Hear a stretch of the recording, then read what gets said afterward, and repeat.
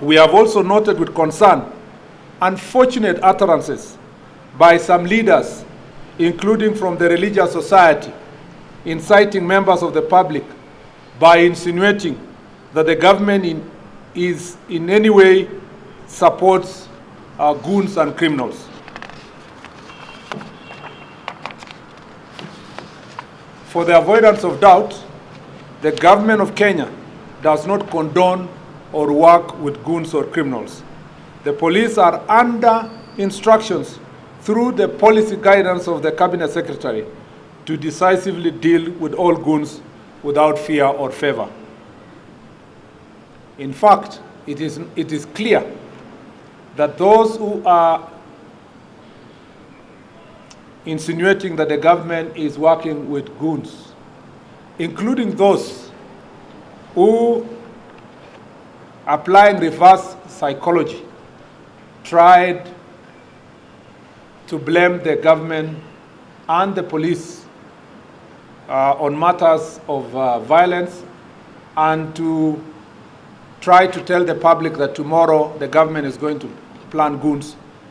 It is now clear through the intelligence report being pursued by the DCI that the same people who are actually pretending to tell people to stay away from the streets and from demonstrations are actively, as we speak, through their agents and themselves, mobilizing goons to come tomorrow to the streets so that they can get an opportunity to justify their statements and to try to blame the government. Make no mistake, any person who is going to be procured by those people or any other person to come tomorrow to the streets armed for a violent protest will meet the full force of the law. We urge the public to cooperate with the law enforcement officers, and together let us always uphold peace, order, and the constitutional values that bind our nation. God bless you, and God bless our beautiful country, Kenya. Tomorrow is a normal working and school day. However, the police are in receipt of a notification by some citizens who would like to engage in public demonstrations. The government respects the constitutional rights of all Kenyans to peacefully assemble for whatever reason on any day, any time. Article 37 of the Constitution guarantees every person the right peacefully and unarmed to assemble, to demonstrate, to picket, and to present petitions to public authorities. Please underline the word peacefully and unarmed. That is not me, that is the Constitution. Police are therefore ready to provide security and guide the protesters tomorrow according to their requests. We call upon all organizers and participants to conduct their demonstrations within the bounds of the law, ensuring they remain peaceful and unarmed. It has come to our attention that some political actors have planned to use the protests for their political campaigns and are hell-bent on mobilizing goons, gangs, and criminals with all manner of crude weapons to cause mayhem by attacking businesses and innocent civilians. Our position as a government is as follows. The government will deal decisively and in accordance with the law with any individuals or groups seeking to exploit legitimate protests to cause chaos, engage in looting, destroy property, disrupt businesses, or commit any other criminal acts. The Director of Criminal Investigation is already investigating reported cases of individuals who are currently and actively mobilizing and sponsoring some Kenyans to take part in violent activities and will be on high alert tomorrow. Those responsible will face the full force of the law. The police will do everything under the law to protect peaceful protesters, and members of the public going about their businesses, including children and students going to school. Thursday, as I've said, will be a normal business and school day. Our children are free to go to school and people to go about their businesses. The Constitution guarantees the right to education and lawful means of earning a living.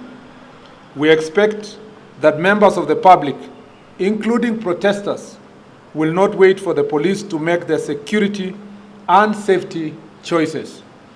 Even if you are a peaceful protester and find yourself in the middle of goons and criminals, it is advisable that you make the right decision by disassociating yourself from this company. This will make it easier for the police to enforce the law. We know now the people who are currently and actively mobilizing persons for purpose of violent protest tomorrow. And the Director of Criminal Investigation, if you want me to go back to my statement, is already following them and they will be arrested. They will be arrested. Contrary to your assertion that in the last protest nobody was arrested, 3,000 people were arrested last year. 3,000 were arrested and produced in court. A good number of them were released on a very flimsy grounds. And a good number of them still have their cases active in court as we speak. You know that a number were charged for acts of terrorism because they banned businesses and so forth, including a member of parliament. And of course, you know what went on in the courts. And those cases, including the same, are still active in court. So maybe the problem with protests and cases is that when the day is over, and you people move your cameras away from courts, then the public still think that there are no people who are arrested and there are no cases that are active. Even tonight, people will be arrested. Even tomorrow, people will be arrested. And they will be taken to court. The paradox also of your question is that when we arrest people, the first thing you people, particularly, not all of you, but a few of you who want to mess up the media space, will quickly post that people have been abducted when they have been arrested. Number two, when we arrest them, you quickly profile them as human rights defenders, even criminals. And many of these criminals have gotten away with heinous crimes, burning businesses, killing people, attacking innocent people, rape, burning courts. You remember last year they even attempted to steal, they stole actually firearms, and some of them were pursued and arrested.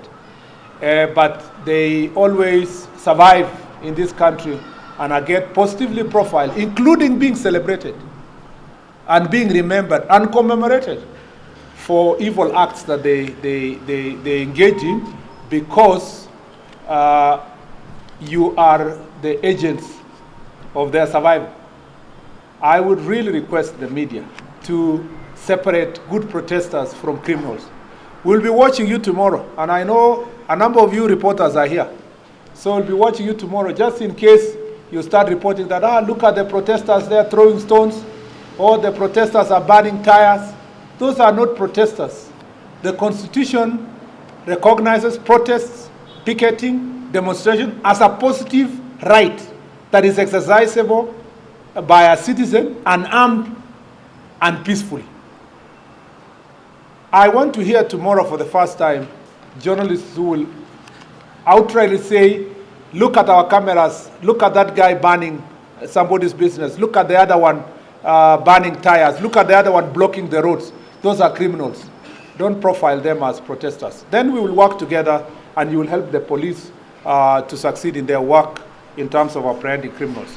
We expect a peaceful protest tomorrow because we have been promised peaceful protest. But because we are aware and we have information about some of these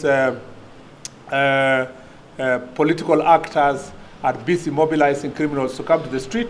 That's why I told you the DCI is pursuing them, and a number of them will be arrested tonight and more tomorrow. And please don't glorify them as heroes and heroines.